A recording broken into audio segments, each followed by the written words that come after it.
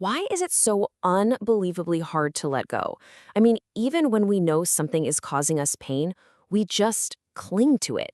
It's a struggle we all face, this deep, deep fear that keeps our fists clenched. So today, we're going to dig into not just that fear, but a real practical way to actually start loosening that grip. In Thailand, there's this funeral custom where people pour water over the hand of the person who's passed away. And as one teacher points out, the symbolism is just impossible to miss. Every single time, that hand is empty. It doesn't matter what we spent our lives grabbing for money, status, pleasure. You can't take a single bit of it with you. And that image, it really makes you stop and think, right? If we know deep down that we can't take anything with us, what in the world are we holding on to so tightly? What is this constant white-knuckled grasping that seems to run our lives?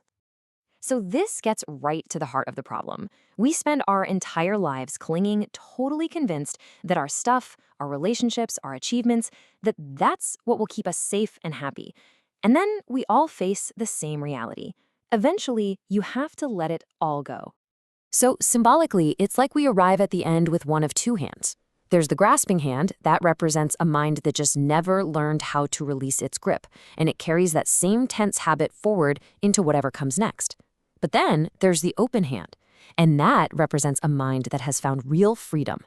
The question isn't about the stuff in the hand, it's about the mind behind the hand.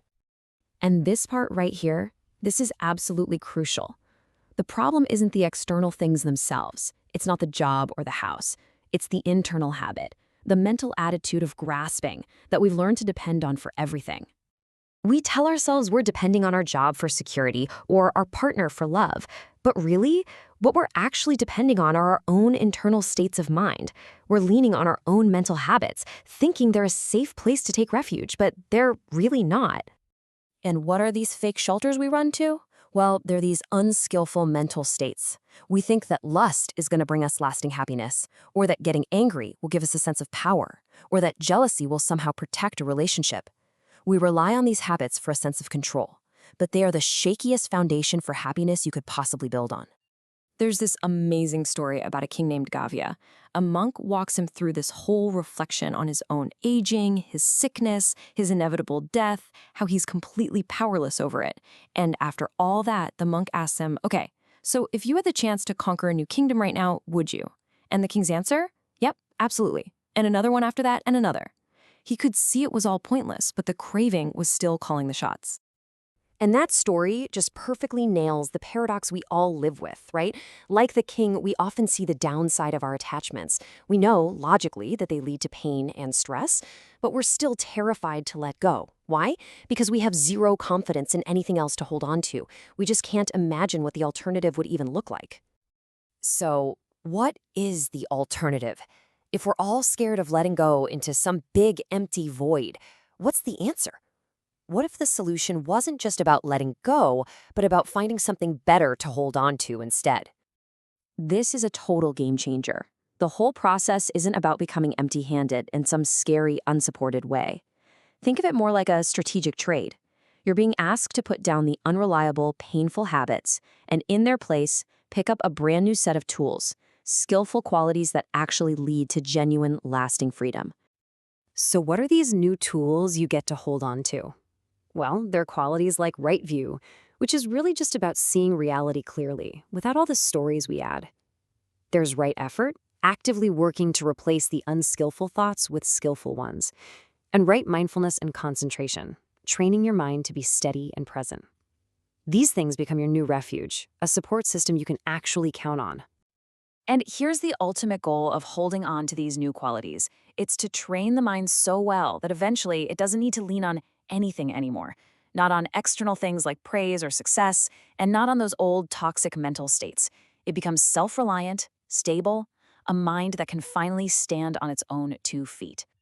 But look, developing these new qualities, it's not an overnight switch. It takes time, and it definitely takes some trust. It's much more like embarking on a long journey. Think of it this way. It's like you're starting at the bottom of a huge mountain. From where you are, you can't see the summit. You have absolutely no idea what the incredible view is like from the top. You just have to trust the path, and maybe the guide who's telling you it's worth the climb. So here's the thing. From our current perspective, stuck down here in our old habits, we literally cannot imagine the kind of freedom that's possible. People at the bottom of the mountain might even think the climbers at the top are making it all up. It requires a leap of faith to just take those first few steps, trusting that as you climb higher, whole new possibilities will start to open up. And that's the promise. The practice isn't for the person you are right now to somehow achieve something that feels impossible. The secret is that the very act of working on these skills, it fundamentally changes you. The person who arrives at the top of that mountain is not the same one who started at the bottom. Okay, this brings us to our final and maybe the most important point. What is it that we are truly being asked to let go of here? Because it's probably not what you think. Is it your family, your passions, your nice things? A lot of the fear around letting go comes from this huge misunderstanding that you have to renounce everything good and joyful in your life. But that's not it, not at all. The things you're actually asked to let go of are called defilements. It's just a word for those unskillful mental states we talked about, the craving, the anger, the jealousy.